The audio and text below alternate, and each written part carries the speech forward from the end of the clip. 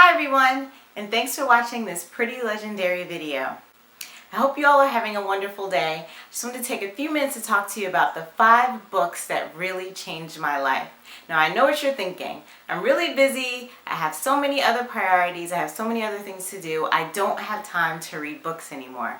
All I have time to do is to read Cat in the Hat and a couple of emails every now and again. No books actually for me.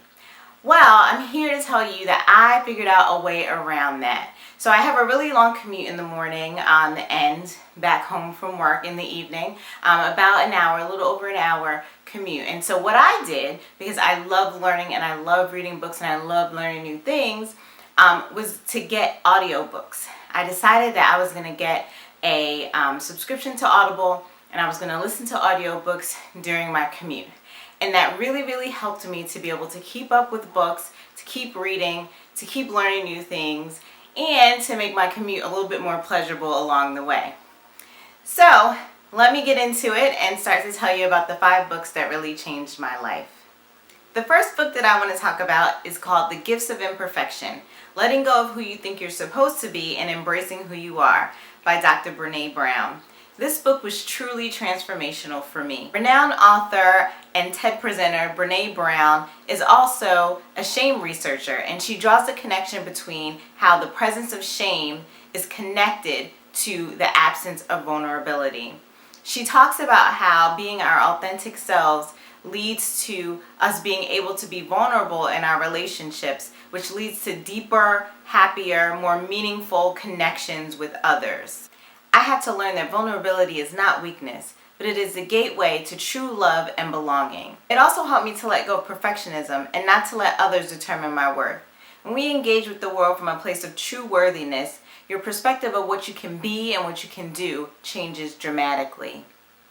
In the book, the author outlines 10 guideposts for wholehearted living, which include cultivating authenticity, letting go of what people think of you, and my personal favorite, cultivating creativity, letting go of comparison.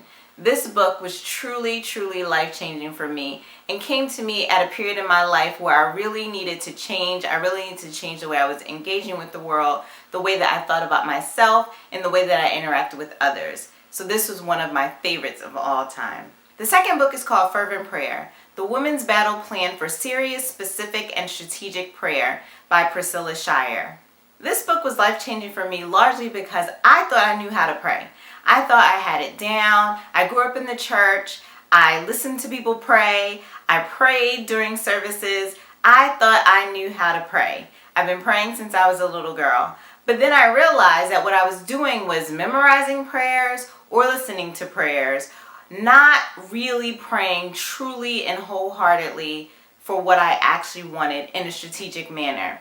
And this book really helped me to do that. This book is great because it gives step-by-step instructions on how to pray strategically against the covert ways that we are attacked on a daily basis. She talks about how the enemy comes to attack your family, your focus, your identity, your passion, and she gives strategic ways, specific strategic ways to pray against all of these things. This book was an awesome read. It really helped to recenter me, refocus me, to get me back into praying strategically, to get me more involved in my prayer life. This book was awesome and life-changing for me. The third book is The Alchemist by Paulo Coelho. This book is timeless. I have read and reread this book several times, and each time I gather some new information, learn something new about myself, learn something new about the world around me.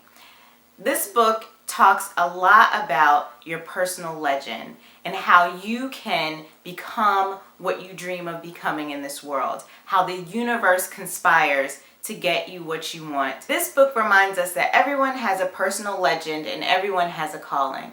Some of us choose not to pursue it for whatever reasons, because we don't think that we know enough, that we're good enough, that we are prepared enough, that we have the right resources. But this book reminds us that if we don't step out and do something, the universe won't have anything to work with to help us get along, to help to push us along toward our destiny. When we want something, the whole universe conspires to get it for us. When we really want it, we really pursue it. The reason why I named this site Pretty Legendary is because sometimes we as moms feel that we can't do the things that we are destined to do, the things that we dream of doing, because we have all these priorities, we have all these things that we need to do for our children, and we give up on our dreams. And I wanted to remind us all that we are all legendary, that we all can follow our personal legend, that we all can make our mark, we all can leave a legacy, regardless of what our station in life is right now. This is one of the few fiction books that I've read, and I think I really love it because it draws on themes that are universal to all humankind, like finding your purpose in life and following your dreams. It really is one of those books that makes you think and makes you want to get up and do something, makes you want to get up, get on your path, find your destiny, do what it is that you are put on this earth to do. And that's why I love this book so much. It truly is an awe-inspiring book for me. The fourth book is Return to Love by Marianne Williamson. Now, Marianne Williamson is a renowned author who's been highlighted by Oprah and many others for all of her works. And in this book, she talks about the miracle of love. She talks about how it is important for us to know that love is really what drives out all fear. That when we replace fear with love, we can do anything. The book talks about compassion for ourselves and for others. We really do build up walls that are really built out of fear of what others will say, fear of being hurt, and these walls really keep us from experiencing true love. And so in the book, Marianne talks about how when we're young, we really look at the world with fresh eyes. We look at it, we want to explore it, we feel love, we want to experience love. And then as we get older, we're taught to fear it, that we need to protect ourselves from the things that are going on in the world. And with this protection, there is a wall that prevents us from loving. One of her quotes from the book really resonates with me, and I'll read it for you. Our deepest fear is not that we are inadequate. Our deepest fear is that we are powerful beyond measure. It is our light, not our darkness, that most frightens us. We ask ourselves, who am I to be brilliant, gorgeous, talented, fabulous? Actually, who are you not to be? You are a child of God. Your playing small does not serve the world. There is nothing enlightened about shrinking so that other people won't feel insecure around you. We are all meant to shine as children do. We were born to make manifest the glory of God that is within us. It's not just in some of us, it's in everyone. And as we let our light shine, we are unconsciously giving other people permission to do the same. As we are liberated from our own fear, our presence automatically liberates others. Wow, our deepest fear is that we are powerful beyond measure. Your playing small does not serve the world. I had to learn this lesson, and I had to learn to trust God that His plan was the best for me. This was a powerful life changer. The last book is Daring Greatly by Dr. Brene Brown. The book pivots around a quote by Theodore Roosevelt, which is often called the man in the arena quote, and I'll read it to you now. It is not the critic who counts, not the man who points out how the strong man stumbles, or where the doer of deeds could have done them better. The credit belongs to the man who is actually in the arena, whose face is marred by dust and sweat and blood, who strives valiantly, who errs, who comes short again and again, because there is no effort without error and shortcoming.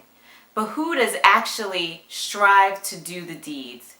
Who knows great enthusiasm and great devotions, who spends himself in a worthy cause, who at the best knows in the end the triumph of high achievement, and who at the worst, if he fails, at least he fails while daring greatly. This book was life-changing for me because it propelled me to be comfortable with being a doer and not to give merit to the voices of those who were not in the arena, who were not doing, who were not going after their goals, who were not doing the things that they were called to do. It allowed me to start to ignore the sideline chatter, not to be fazed by the thoughts and the feelings of those who were not in the ring, who were not getting marred and battered and beaten. I also know that no one ever won anything sitting at home, sitting on their couch, watching TV, or doing nothing. no one ever won. No one ever accomplished anything that way. And so it was important for me to start to understand that I had to ignore the sideline chatter, that wasn't important. That wasn't what really mattered. In the book, the author talks about how she struggled with keeping her work small. She didn't want to be a tech presenter. She didn't want to be on TV. She didn't want others to read her work. She didn't want to be criticized. And so she really did all that she could to keep her work small to a few of her friends, her inner circle, people who she knew would be advocates, who would automatically love what she'd done. But that was not serving the world. That was not her destiny. That was not what she was called to do. And so when she allowed her light to shine, when she allowed her work to grow bigger and larger and become more impactful, that is when she really, really, really achieved her goal. And so that's something that I really felt strongly about. I really struggled with wanting people to hear my work, to see my work, to critique what it is that I do, to give me their thoughts, to give me their feedback. It was really something that was very uncomfortable for me. I had to really do my due diligence and understand that my work was not my worth, right? So I had to separate the two. I had to know that when people were critiquing my work, they weren't critiquing me. And that was a real powerful distinction for me. And then when I read this book, I said, wow, she feels the same way that I do. And there's nothing that is beneficial about playing small, because we weren't meant to do it. So this book was really transformational for me and just allowing me to see that my gifts, my talents, and the things that I wanted to pursue were worthy of being shared with the world. So those are my 5 most life-changing books that I've read to date. I look forward to actually updating this video with more books as I continue to read, continue to learn, continue to grow, because really that's what it's all about. If you found this interesting or helpful, please like this video, subscribe to my channel, and share with your friends. And as always, remember, you are already pretty legendary. Have a great day.